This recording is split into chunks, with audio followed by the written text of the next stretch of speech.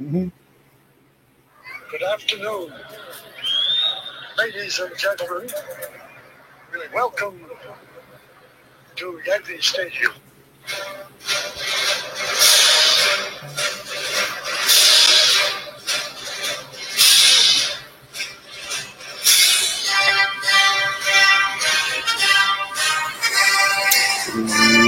What is up, everybody? Welcome to Empire 161, your show about the New York Yankees and all things baseball.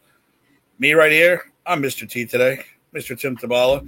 Next to me is my co-host, Ed Camus. Ed, what is going on? I'm sure you're in a good mood today.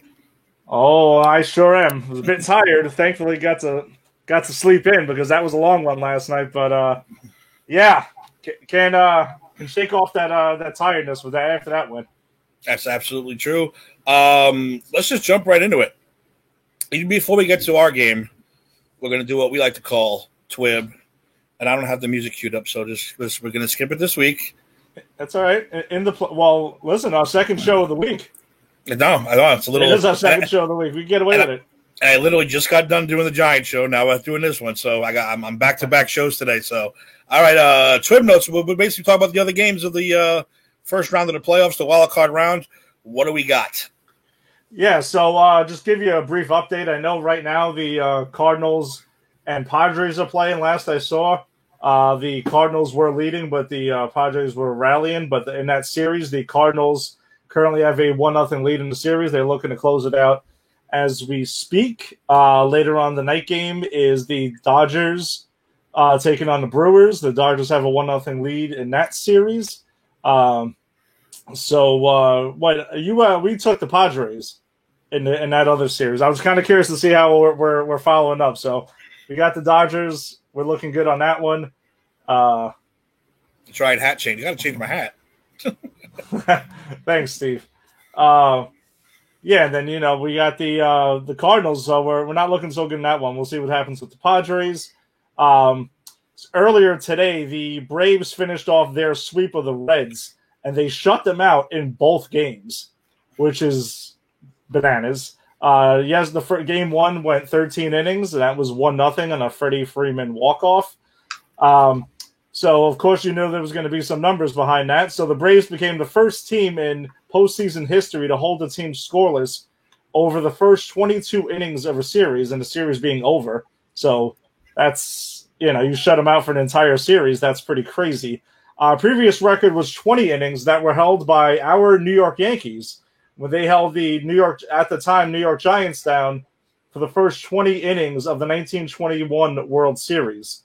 I actually didn't realize that the Braves had lost 10 straight postseason series. They haven't won a postseason series since 2001. I just didn't realize that. I guess because it feels like they're in it every year. But wow. So at the time, they were matching the Cubs, who had lost 10 postseason series in a row from a span of 1910 to 1998. So not as many years, but just as many series, with more series being in the wild card era and everything like that. Obviously, you have more to go. But back then, it was just go to the World Series, and then eventually they introduced the LCS. The Marlins Cubs game 2 got rained out earlier today, but the Marlins do lead that series 1-0. So they're looking good for their streak of never losing a postseason series to keep going, which is crazy.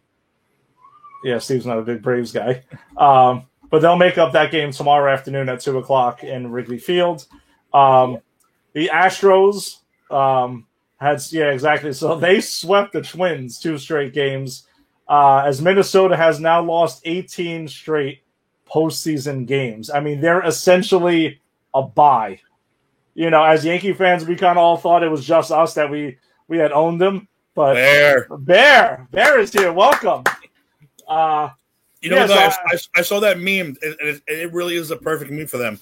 Of Grandpa Simpson walking in, exactly. And they're just walking right out. I was like, "Yo, that's the perfect meme for the Twins in the playoffs." That's just crazy, man. Like, wow. But after game 2, when the Astros had closed it out, Carlos Correa had some ridiculous comments to make. He's, I don't know if you got a chance to see it or hear it, but essentially he's just going ahead and bragging about like, oh, you know, we won on the road, we won a tough postseason series. I know there's a lot of people who don't want to see us here. What are they going to say now? I mean, it's simple. What are they going to say now? You got the bye. You beat the Twins. Great. You and everyone else beat the Twins. Congratulations. Let's see what happens now. What happens now is they face the A's because the A's won their game three of their series and closed it out earlier this afternoon as they beat the White Sox 6-4 to advance on to the ALDS. That was the first postseason series win for the A's since 2006, which I just didn't realize because, again, the A's are in the playoffs a lot. So you kind of get them in the Braves. You kind of assumed that they had won something at some point, but apparently not the case. So that's the abbreviated Schwib notes, being that we just did a show a couple of days ago. And listen, we're all in the playoffs now, so that's pretty much what we're talking about. I don't know who this is. You got to click the link to show us who you are.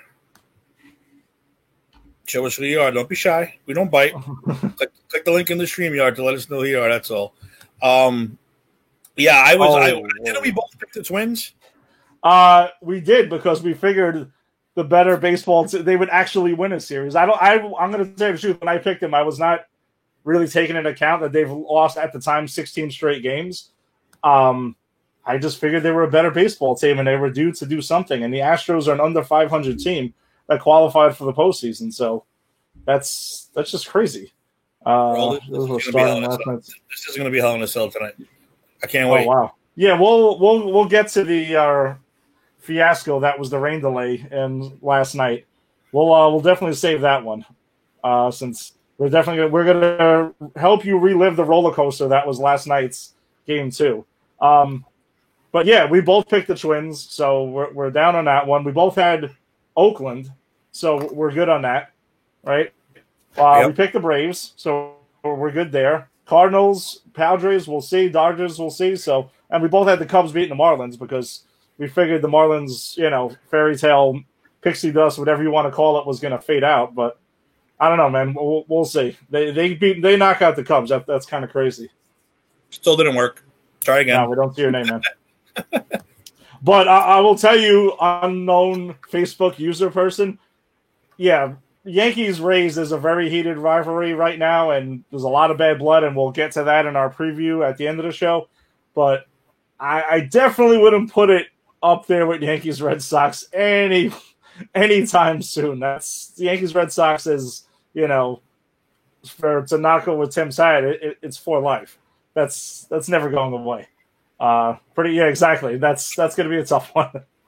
So that pretty much wraps up with that. You got anything on any of the series? Anything you were thinking? I mean, yesterday we had eight postseason games for the first time in baseball history. It was crazy. I love that whole fall frenzy that they're calling it. It's perfectly fitting because it really does feel like March Madness. I mean, I'm not into using the college basketball, but you get the idea where it's just nonstop all day. Yeah.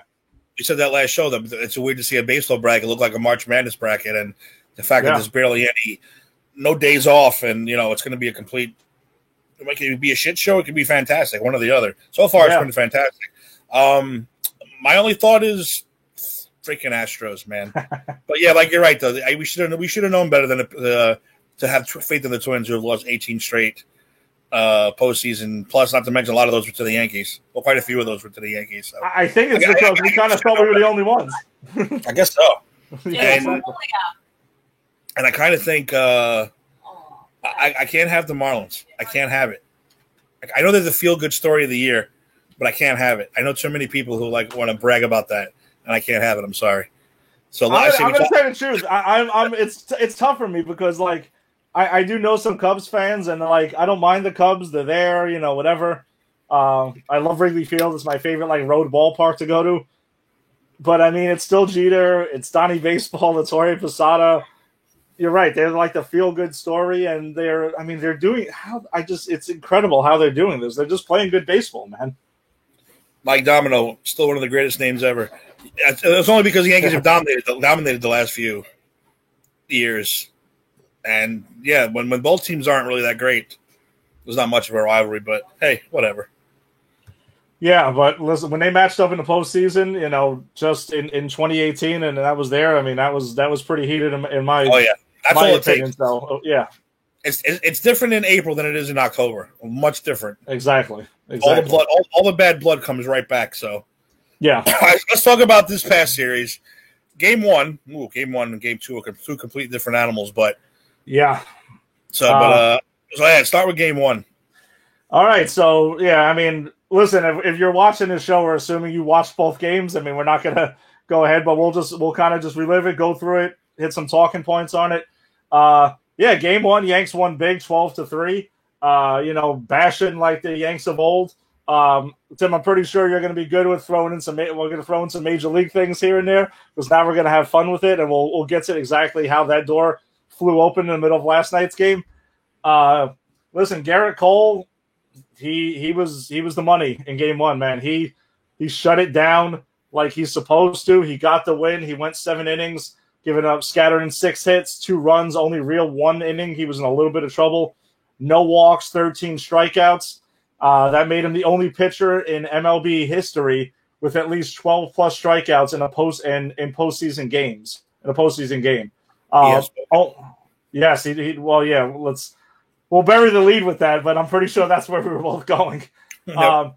He's only one of 2 pitchers with 13 plus Ks and no walks in a postseason game. Now it's Garrett Cole who joins Tom Seaver actually in game 1 of the 1973 NLCS. And Cole also became only the second pitcher in baseball history with multiple 13-plus strikeout games in a postseason game since Bob Gibson. So it's Cole and Bob Gibson for that one.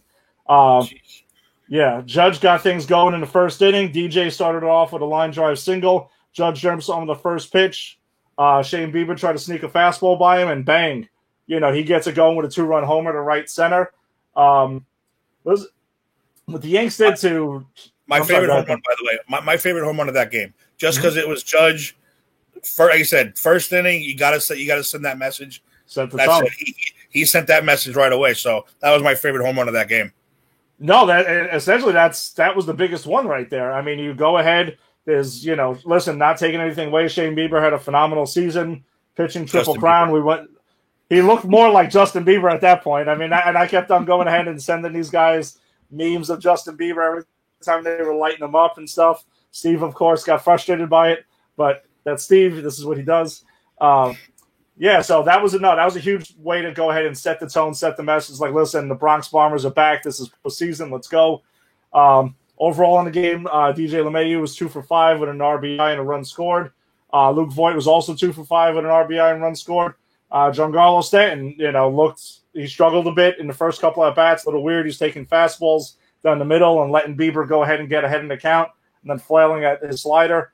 Not the way to go, but he did get a home run in his last at-bat. I know some people will be like, oh, it's meaningless. They were up by a bunch at the time. Listen, home run's a home run. It gets you going, and it looks like it did definitely help them and carried over because he had a good game too. Gleyber Torres, huge game. Absolutely huge game in game 1, going 4 for 4 with a 2-run homer, 3 RBIs and 3 runs scored.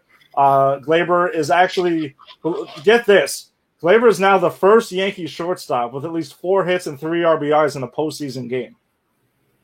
That's Derek Jeter, for Rizzuto. You would assume Jeter at some point would have owned every postseason record at some point for a shortstop, but apparently not the case.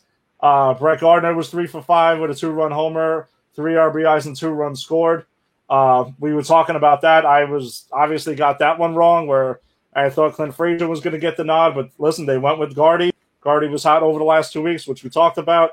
Frazier was hitting the slide a little bit, so I guess it's kind of weird because the Yanks being such an analytic-driven organization, they don't believe no one gets hot, no one gets cold or anything like that, but apparently that had to have something to do with it because otherwise there's no way that you make that decision. So it was kind of see that they broke away from that. Yanks were 3 for 8 with runners in scoring position. And we'll give you Shane Bieber's line. Shane Bieber's line was fantastic. He went 4 2/3, giving up 9 hits and 7 runs. But Josh Naylor came completely out of nowhere. That dude was on fire. I mean, both games, the guy got 1 out. He got him out once. He was 4 for 4 with a home run and 2 RBIs. Had the sideshow bob hair flying around as he's running the bases. That dude was amped. He was really amped, and I'm sure he's really amped today after they lost. So that wrapped up game one, man. Game one was awesome. Seeing the Yanks go ahead and establish they can flip the switch on as soon as postseason starts. Sam, you got anything with game one? Anything that you want to say? No, you nailed it all. Like you said, it was exciting because that's the team we need to see. Yeah, and even game two, that's the team we need to see. You keep fighting, hitting those home runs, hitting that ball. That's what's going to win. That's what's going to win. You got to keep it. That switch has to stay on now, though. Switch can't go off anymore. It's got to stay on. Wow, I'm sure. I saw that too. Yes, there. I don't know if you're watching this in a dark room with Metallica playing. Maybe, maybe not. I kind of hope you are in a way, actually. Triple H poster to your left. Love it. Bringing back some awesome memories. So that takes us on to game two. Game two was, it was epic. It was 10-9 marathon. The Yanks had won back and forth. Things got really crazy. So game was supposed to start at 7:05. They decided to postpone it about 45 minutes because they had incoming rain coming in, which never actually showed up. And then they started the game when the rain started. And listen, I'm not going to go ahead and I'm not going to go ahead and rag on weathermen because we both know. Listen, they're taking an educated guess, whatever it is, what it is. But that was ridiculous. On honestly, I know they said on the broadcast Major League Baseball is the one that makes the call on this, but they got to do a better job talking to whoever they got to talk to because that was ridiculous. Game and it starts raining at the bottom of the first, so Tanaka was clearly affected on it. You could see he was like taking extra time between pitches, trying to find his grip. A guy who goes in and relies on his breaking balls as much as he does. Wet baseball is definitely not helping that at all. He went ahead and got hit around a little bit. Not really our regular postseason Tanaka. And now his 9 career starts. It was the first time he's had a rough one. But even though he did go ahead and there was 1 run scored before the rain delay, then it was then they tacked on 3 more once the play resumed. You could still see Tanaka was not right, but he did go ahead and shut him down for a few innings, kept him there, doing what a big time pitcher will do. He found it for a little while, gave the Yanks a chance. Rolls over to the top of the second. Giancarlo Stanton in his next at-bat after the home run in the game 1 at-bat hits a bomb the other way to right center, which might still be going. He got the Yanks on the board, got things going. Then we roll over to the top of the 4th inning, which was where the big moment came. Oh, yeah. Going ahead. So this is also what opened up the floodgates for all the Major League stuff because Gio Urshela is coming up to the plate with the bases loaded. And they went ahead and the Indians went to Jamie Karanchek, who was wearing number 99, obviously adopting the whole Rick Vaughn thing, cut the hair in the back, just like Rick Vaughn. I thought he was going to wear the glasses. That's all he needed. I got the message because I wasn't paying attention to the hair or anything. I got the call. I'm watching the at-bat, though, but I wasn't paying attention to the hair. Mm-hmm. And I get the message, who's this idiot with the Rick Vaughn hair? I go, holy crap, he does have the veg head. I was like, what the hell's going on? What the hell's going on here? And that worked out real well for him. So, yeah, it kind of worked out like in the beginning of Major League. Yep. So he's got the veg head going. He's got 99. He comes out to Wild Thing. Obviously, I didn't know any of this until last night. So he's really gone all in on Rick Vaughn. And then Gio Urshela goes ahead and takes him deep. It was a tough at-bat, though. He went ahead and threw some nasty sliders. But then Gio went down and got one and hit a bomb to the left center, giving the Yanks a 5-4 lead at that point. That was a golf swing, too. That was a break. That ball was down. And awesome he launched that ball. Launched that ball. Yeah. Unbelievable. Phenomenal hitting right there. Went down and got it, hit the bomb. And Gio became the first Yankee third baseman. The first third baseman in Yankees postseason history to hit a grand slam. That's with A-Rod, who was doing the game. That's Scott Brocious. That's Craig Nettles. That's kind of another one. That's just some of these things that pop up are just ridiculous that you would just assume that it happened before. Paul O'Neill was shocked about that too. Yeah, in complete insanity. And he was the first Yankee ever to hit a postseason grand slam with the team trailing. And no, Ibanez didn't do it because the game was tied. So that doesn't count because I saw some people on Twitter jumping around on that. Not the case. So yeah, that was the huge moment at that point. Yanks got a 5-4 lead. Then Tanaka put a few on in the fifth inning before he was lifted for Chad Green. I'm all in with Boone on that. I get it. Tanaka was starting to get a little bit shaky. But they bring in Green to face Jose Ramirez, who I have absolutely no clue about why the Yankees are going ahead and pitching this guy down and in when he's batting left-handed. He goes ahead. I mean, it just seems like the whole series the whole series of 2 games, but it's pretty obvious he can handle that pitch there. So Green goes away from his money fastball, which is usually high, throws him a breaking ball down and in. Jose Ramirez goes ahead and cracks one down the right field line to tie the game up with a 2-run double. So that goes ahead and ties the game right there. Top of 6th, Gary Sanchez goes ahead and hits an opposite field 2-run homer to give the Yanks a 2-run lead at that point. So those fans who are going ahead and wondering why is Sanchez playing, let's go with Higashioka. Higashioka better defense, but apparently Gary looked good last night. He had some good at-bats. Besides the 2-run homer, we'll get to it. He had a sac fly with the bases loaded too. He looked pretty good. So then Boone goes ahead and brings in Zach Britton for Chad Green in the 6th inning. So you would see, obviously, the game plan was let's get the top flight relievers in earlier and earlier to cut the game shorter. I actually had foreseen if the Yanks would have held the lead, Chapman was going to come in for 8 and 9. You would have Britton pitch 6 and 7. But didn't really go that way. So in the top of the 7th, another kind of the 2 big questionable moves that I had with Boone last night. The first one was pinch hitting Tyler Wade for Luke Voit when you have a 2-run lead in the 7th inning. I'm all for tightening up the defense and things like that, and I get Wade comes in, goes to second, LeMahieu moves to first, shore up the defense. Voigt's dealing with foot stuff also because you see the guy's hobbling but still mashing the ball. But I just kind of felt it was way too early to do that because you got to figure with a 2-run lead, Voigt's probably going to get another at-bat. You kind of want your cleanup hitter in there, and you don't want Tyler Wade having that responsibility. So I thought that was just a little bit strange. He likes to jump the gun, Boone, a lot with stuff like that. He's got to stop doing that. Yeah, if you got a bigger lead, maybe a 4-run lead or something like that, I can kind of get it. But Voigt's going to obviously have another at-bat in the game. I would like to see Voigt stay in there, so that was that. And again, I get it for, it depends on the situation. I just felt like that wasn't really the move right there. But that goes ahead and brings us to the big one. Zach Britton walked 2 batters with 2 outs in the bottom of the 7th. Josh Naylor, who was red hot, who they only got out in the previous at-bat, but literally I think it was like 6 for 6 or something like that. Previously in the series, the guy was just, white hot at that point. So Sandy Alomar Jr. goes ahead and goes to right-hander. He brings in a right-handed bat, Jordan Luplow, who normally does struggle versus righties, which Nate showed his stats in the game. Boone counters with Jonathan Loaisiga. He brings in Loaisiga in that spot in a postseason game for Zach Britton, who Britton, fine. He was around 20 pitches at that point. He was starting to lose it, walked 2 straight batters, but Johnny Lasagna? Really?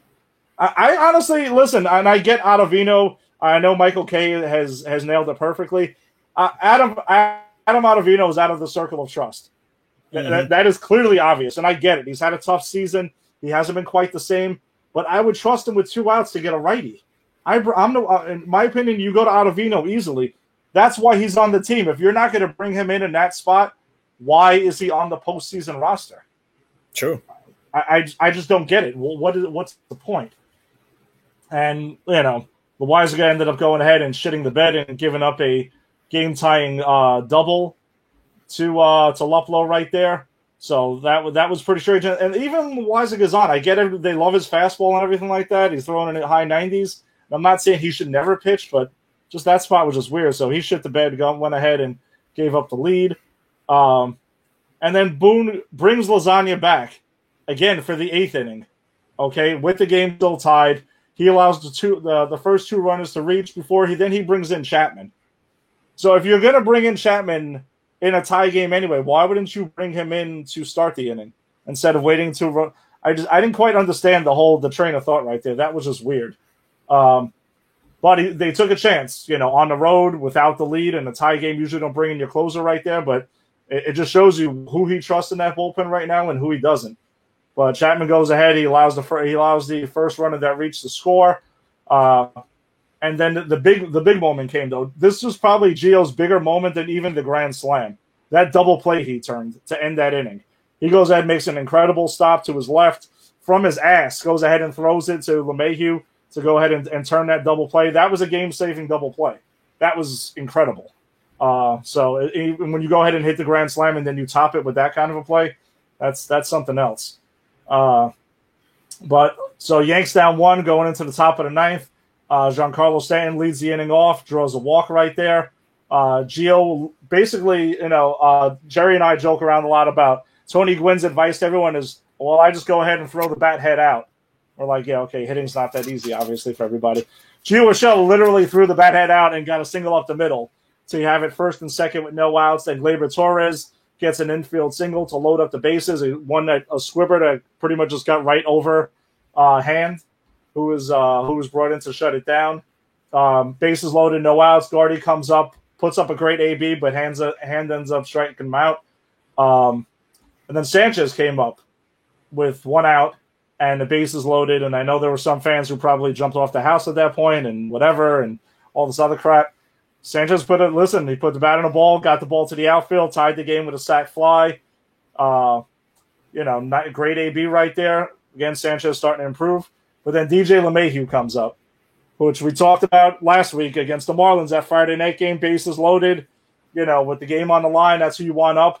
We got that. DJ got that second chance and did not miss it. He hits that single up the middle to go ahead and give the Yanks the lead, which would prove to be the winning run. It kind of reminded me a lot. I know, again, they brought it on the broadcast, and I was explaining it to Angie while we were watching the game. It reminded me of the Luis Sojo single in the 2000 World Series. That little squibber up the middle just found a way to get through.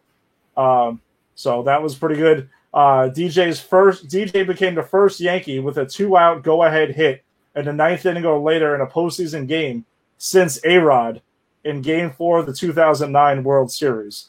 And then Chapman came on, was lights out in the 9th inning. I know there was 1 runner on, but he pretty much locked it down for the win. And that what was it, 4 hours and 45 minutes that game went? Yeah, it turned into – yeah, it was late night Yankees where it went ahead and ended around 1 o'clock in the morning. It was pretty nuts. So, really, really exciting stuff there.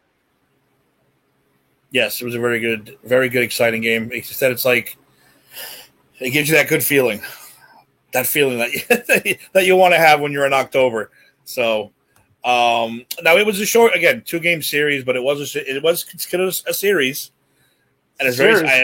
And we're probably gonna pick the exact same people, but let's do it anyway. Even though it's only a 2-game series, who's the 4th strong batting wise for you?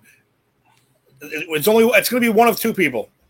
I'm going to almost guarantee it's one of 2 people. Who did you pick for this series? So for the wild card series, I mean, how could you not go with Gio Urshela? I mean, listen, and don't get me wrong, Gleyber Torres had a phenomenal 2-game series. He was awesome. Stanton was really good. Sanchez had his good game. Surprisingly, one of the other ones not to get going was Judge. He had that big hit to set the tone for the series, but that was his only hit of the series. So Yanks firing on scoring over 10 runs a game in both games. They scored 22 runs in the 2 games, and without Judge. So that shows you there's still plenty of room for them to get even better than this. Yeah, I agree with you 100%. Like you said, it wasn't just the hitting; it was that double play and his defense, which has been absolutely ridiculous, on point. I don't know where the hell we'd be without this dude. So, and I have a feeling we're going to have the same guy for this 2-game series. For the I have spoken pitcher of the series, I don't see who else you can go with. No. You gotta go with the Coltrane again. Complete dominant performance in Game 1. That's why we got him. That's why we pay him as much as they do. Mm-hmm. So the pitching in Game 2 was, but he fought back. So I got to go Coltrane. I'm sure you're going to agree. Absolutely. There's no question. I mean, you're setting, you're joining a very, very elite company there with the likes of Tom Seaver and Bob Gibson and postseason play. Yeah, that's obviously the guy. Him and Judge, setting the tone for the series. and locking it down, yeah, that's definitely the guy you got to go with. I mean, out of yesterday, I mean, Britton pitched pretty well, Chapman pitched well, but yeah, it was kind of shaky. But I'm pretty confident we're going to see, providing there's no rain in San Diego next week, because it's 2020. Who knows? Maybe it does rain in San Diego. I don't know, but I'm pretty sure we'll see some vintage Tanaka against the Rays next week. And speaking of the Rays, let's talk about that right now. We'll get into that preview. Like you said, San Diego, no home field advantage. Not that anyone had a home field advantage anyway, with nobody in the crowd. How are they going to determine? Are they going to go best record? Who gets home field advantage? Who bats first? Who bats last? Well, the Rays will be the designated home team in games 1, 2, and 5, being that they were the AL champs, so they're the number 1 seed and everything. So they're going to go ahead and they'll be the designated home team in those games. Yanks will be that team in games 3 and 4.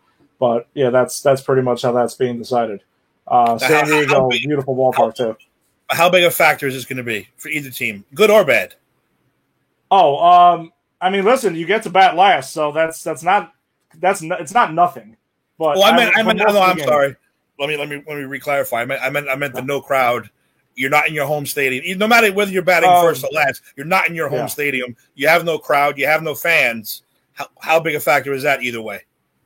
I'm going to say the truth. I don't see it as being a factor for either team. I mean, they've been through now 62 games of this. They should definitely be used to it by now. I'm sure they'll pump in the fake crowd noise as they've been all the whole time, and maybe whatever weird noises that they're going to want. Like, I know in the Trop they have the cowbell and all this other stuff going on.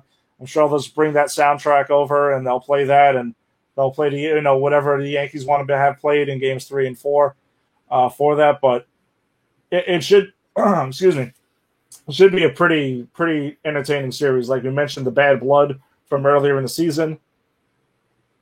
And real quick though, as funny, I know it's wrong sport, but how funny is it that someone broke into the Eagles PA and played every time Carson Wentz threw the ball, and in completion they booed him in his own stadium. In his own stadium, that's pretty awesome.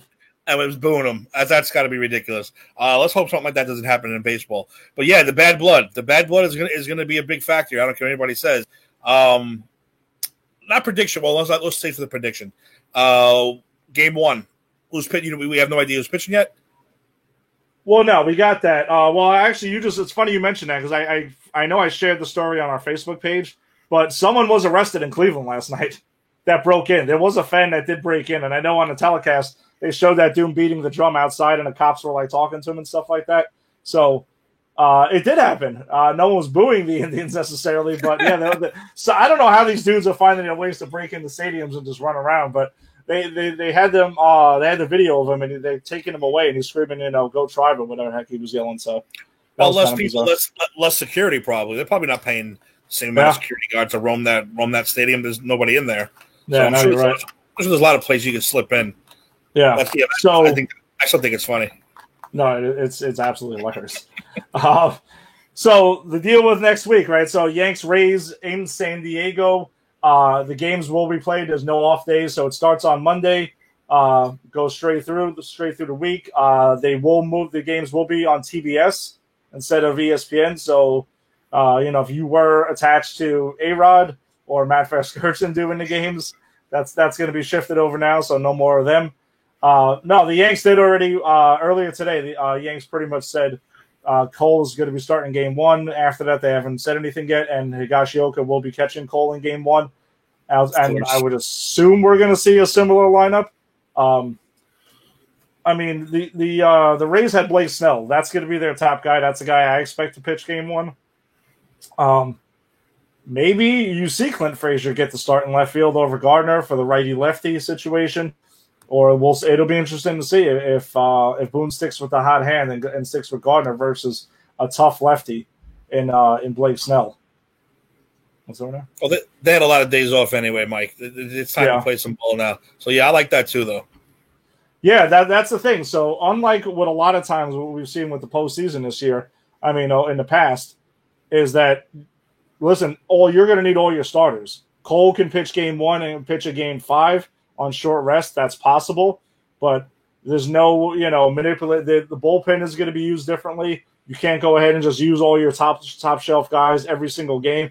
Guys like Loizaga, Holder, they're going to have to get outs at some point.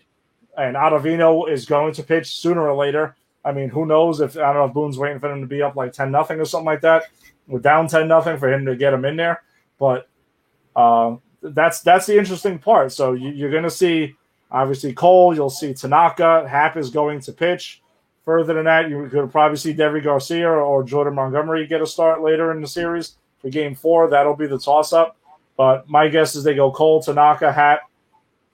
And I would go with Garcia over Montgomery in a Game 4. But, we'll see how that shakes out. As far as the Rays go, the Rays were taking, as I know we kind of gave a bird's eye view of what the Indians look like over the course of the 60-game season. The Rays were ranked third in all of baseball in team ERA.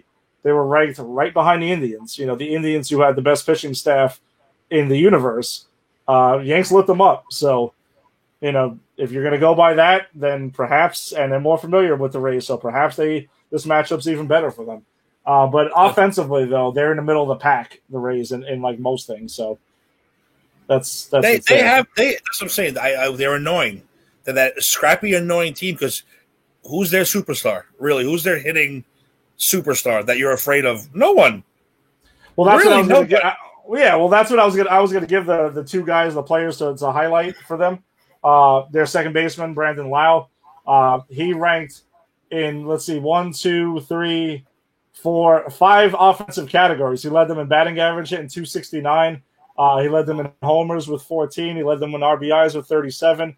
He led them in on-base percentage with a 1362 on base, and he had 52 hits on the season. So, I mean, Lau is a monster. He's also hurt the Yanks pretty badly. But you're right. There's no big-name superstar or anything like that that's going to jump out at you and be like, man, this is the guy. And I'm probably going to butcher his last name. He's a kid who came up. He's their DH who came up in the middle of the season. Randy Arozarena. He had 281 on the season with a 382 on base and a 1022 OPS in only 23 games played. But I saw he was also hitting in the middle of the order for them. And their pitching rotation is what we know of. Blake Snell, Tyler Glasnow, Charlie Morton. As far as the Game 4 goes, it will be interesting to see how their bullpen is used in the first 3 games because the Rays are known for pulling that bullpen game out in a Game 4. So maybe not Game 1. Maybe not Game 1. Yeah.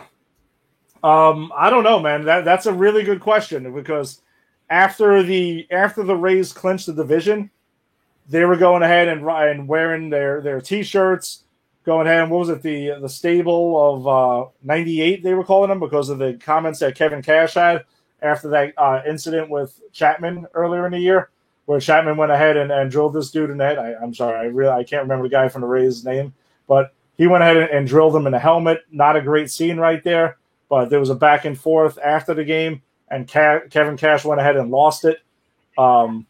So he was like, oh, yeah, you want to play that game, essentially. We got a stable of young arms over here who could all throw 98. So they had hats and shirts made of we're a stable of 98 when they were wearing them when they clinched the division. Obviously, taunting the Yanks. Got to wonder, maybe you don't want to poke the bear in that situation. Maybe you just want to kind of just let it go and just be happy you won the AL East and prove it on the field. But we'll see. There's been some stuff over the last couple of years. So I don't know about a fight. I honestly, for the Yanks case, I would hope not. I don't want to see anybody suspended or anything like that because I'd have a feeling Major League Baseball is going to have a zero tolerance on this, especially in the postseason. They've put the players in a bubble, to try to go ahead and deal with COVID. So, what's up, G? Wow. Yeah, this is probably my favorite. I think it's going to be the best series of the whole playoffs. To be honest with you, I think so. Yeah, no, it could be. I was hoping this was going to be the ALCS, but. Yeah, I didn't see those shirts either. That's you know what? The hell with them. I mean, come on. Give me a break. Well, actually, let me see something here. You have a stable guy that could throw 98. We have a guy who could throw 102. Don't worry about it. Exactly. And it's probably not something you want to mess with here. Yeah, because he don't care. Chapman don't care. No. Cole will be calm, cool, and collected. Chapman will throw at your face. He's already proved that he will. Yeah, exactly. Why poke the bear? That's what we're saying, and I know Bear's watching. We don't want to. We know not to poke you, so we're not going to go ahead and mess with that. We don't poke him, especially when Triple H is on. We don't poke him. Exactly. So I'm going to share this with you. I found a picture of the shirt. Uh-oh. I found the picture of the shirt. Hold on. I will show you right now. Hold on. Let's see. 1 second. Tim, you have it now? You can pull that up for... I'll pop it up there. Yeah. So that's the shirt, essentially, that's been going around. This is probably like a bootleg version of it or whatever the hell's going on. But, yeah, that's essentially what they were rocking. And once they clinched the AL East. So they're trying to be like a wrestling stable, too. Like a group name and a motto. And come on, give me a break. Throw in 98 since 98. Okay. Good luck with that. Yanks were doing something a little bit different in 1998, and I know we weren't bragging about throwing 98. Yeah, exactly. We were winning 125. That's what we were doing. Yeah, that's the shirts that they should go on the field with. In 98, we won 125 games. How you doing? Exactly. Move on. Yeah. So, I don't know. It should be a great series. It's actually going to have some bad blood, too. Now that I think about it, that Oakland-Houston series, they got into some crap earlier in the season also. Remember when... anyone Houston plays is going to have bad blood. No, but especially with Oakland, what was it? Laureano or something like that? I think it was their left fielder or something. He went ahead and he charged the Astros dugout. Mm-hmm. And it was that whole thing with the hitting coach and everything. So there's going to be plenty of bad blood in both series. Dude, the anger against them, and I said they are so lucky. COVID for them is a blessing because they didn't have to go into people's stadiums this year. But even when you saw it, the fans were outside their buses with the garbage cans, torturing them. I'm telling you right now, if this was a regular season, if they had to go into all these stadiums, they would not be anywhere near the playoffs. They would be well under 500 because they would have been too distracted and too beat up mentally to win any games. It's going to take a toll on you. You're telling me the guys outside that stadium with those garbage cans don't mean nothing? Bullshit. I mean, and just imagine now another 60,000 people in the stadium booing everything you do, no matter what you do. Yeah. And the stats already popped up too. What they batted this year without the help of their thing. Yep. But no, Carlos Correa is like, no, we're awesome now. We beat the Twins, who can't beat anybody. So. Yeah. Oh, another. Hi, Jenny. Another newcomer. Now we have the husband and wife team on. Oh wow.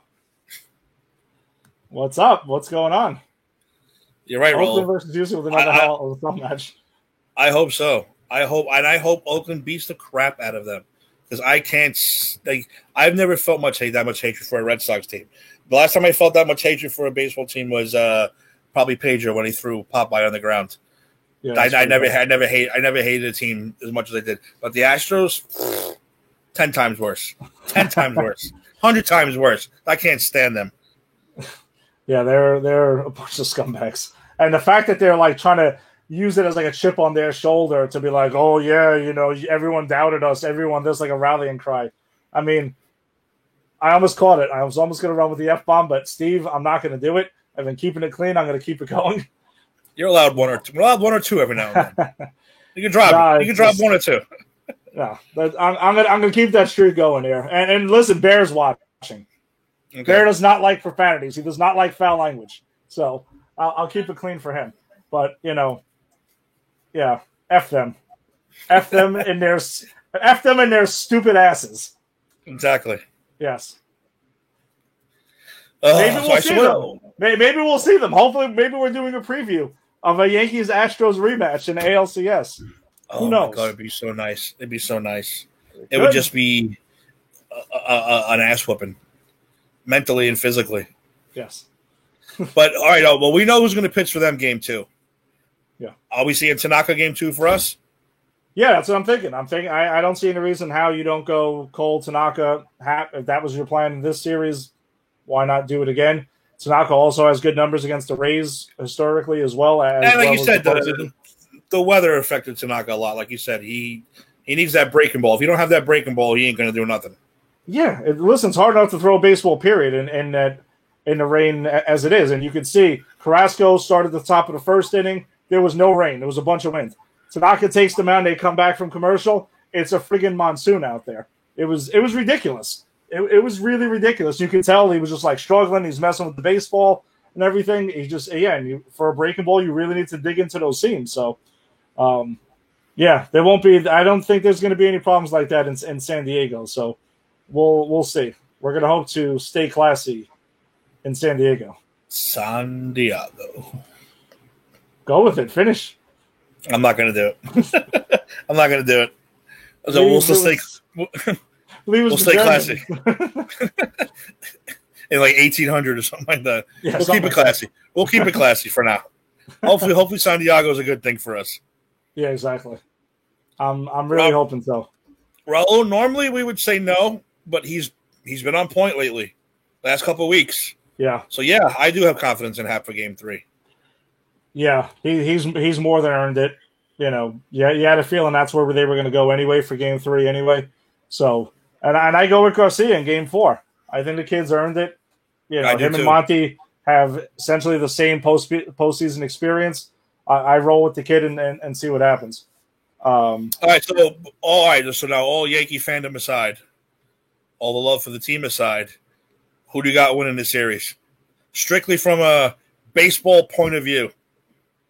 Yeah, I mean, I'm going to say my prediction's probably going to be a bit better because I know our buddy Tommy had the Yankees getting swept by the Indians in 2 games. That didn't quite work out too well for him. Yeah, it was kind of nuts. Tommy's banned. Tommy's banned for the rest of this postseason. It's going to be tough, but I see the Yanks in probably 4 or 5 games. I don't think it's going to be, I would be kind of surprised if the Yanks did just go in and steamroll it. But I think the Yanks got the better offense, especially if they're clicking the way that they're clicking. The pitching is going to be tough, but the Yanks have gotten the snow before, so it's not like they don't have experience with that. And I'm going to once again lean towards the postseason experience and Tanaka and Cole and Happ. So that's where I go. I'm not going to get into which game the Yanks might drop in that series. That's going to be tough to tell. I want them to sweep as a fan, but I would say 4 or 5 games. I'm going Yanks and Bundy, King Kong Bundy. Okay, 5. I got just because of the rivalry, just because of the bad blood. I think it's going to be a real tough series, but I think we're going to come out in 5. I mean, there's nothing wrong with that one. I mean, I think it's going to be a tough series. It's going to be a really good, really, really good one, and it's something. The Rays are great.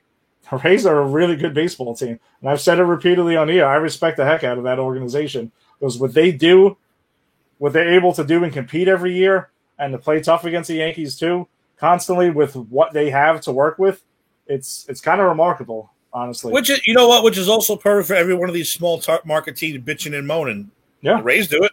The Rays are there every year. So when you bitching and moaning, you got to make the right moves. Not it's not always about spending the right money. It's getting the right players, not the most expensive players. We learned that the hard way too. Yeah, no, you're right. This Yankee team is not built up of a bunch of random free agents that they just signed the top guys. Yes, they signed Cole. Yes, they traded for Giancarlo Stanton. But all of it's been building up, and that's the way baseball works now. You don't just go ahead and sign 1,000 free agents and then hope for the best. A lot of it has to be a combination of free agents, and most of it, your core is going to be built through the organization, through the draft. So that's the way it's turned. So I know Tim, you're a huge fan of building through the draft and everything like that. Tim does it in Madden. Tim does it in everything. So that's the way baseball's got now. If I told you the shit I pull in Madden, you'd be like, wow. I make draft day look normal, like a normal run of the mill day. That's the kind of moves I make in Madden now. Even in the show, I make some drastic moves. But hey, but the computer makes the worst moves in the show. It's like, hey, we're gonna trade. I don't know who was the big one I saw got traded. I don't know. I can't remember now. But like, we're gonna trade this Manny Machado for 3 scrappy players. You're like, what? You traded Manny Machado for 3 no-name players? All right, whatever the computer wants to do, I'll let them do it just because it helps me out. But yeah, we'll get past that. All right, so we both like 4 or 5 games starting Monday. We got Cole. Cole Train's gonna win that game, I guarantee it. So next week, Monday, Tuesday, Wednesday, Thursday, there'll be another Friday show, maybe. Hopefully, we'll see. Yeah, if the Yanks, we'll aim to get on once the Yanks. Hopefully, again, we're hoping it's going to be an ALCS preview show, not a season wrap-up show. So we're hoping to see you guys on Thursday night, maybe. Right? I would be kind of surprised if it is Thursday night, but maybe the Yanks really take it to them. Maybe Thursday, maybe Friday, maybe Saturday. Well, let's just hope it's one of those days. Yeah, I would say it's either going to be Thursday night show, a Friday night show, or we can go back to our kind of awesome Saturday afternoon time slot. You don't turn on Channel 5 and watch the Kung Fu flick. You come over here and get some baseball talk instead. We can do Kung Fu flick too if you really want to, but yeah, whatever. That sounds good. All right, so Monday starts that series. So we'll put on our page when we actually will do the show. But like you said, hopefully it's a ALCS preview and not an end of the year wrap up because that would just not be fun. That's what we're going with. So yeah, you got any parting words before we go? Jet fans, I know we're doing you a favor. Hopefully you're watching this and avoiding the Thursday night game at this point. So we'll try to bring some joy into your lives as well for those Jets Mets guys. Otherwise, I'm sorry, Jets Yankees guys. You too, Mike. Thanks for watching. Yes, thank you, Mike. Much appreciated. And thank you, Raul, also for chiming in. No, just listen, enjoy the baseball. Keep watching it. It's been fantastic. Wear your damn mask as well. And let's go Giants on Sunday against the Rams. Maybe, hopefully. Pretty please. Yeah, I just I picked the Jets to get their first win this week, and they just missed a 46-yard field goal. But that's okay. It's early, but I still got them to get their first win today. As Joe Beningo and my cousin Mike would say, "Oh, the pain." Oh, the pain is correct. All right, ladies and gentlemen, thank you again for watching. Make sure you share the show, spread it out, not like COVID, but spread it out there. Get us out there. And keep watching. We'll see you guys next week. Thank you for watching, and let's go Yankees.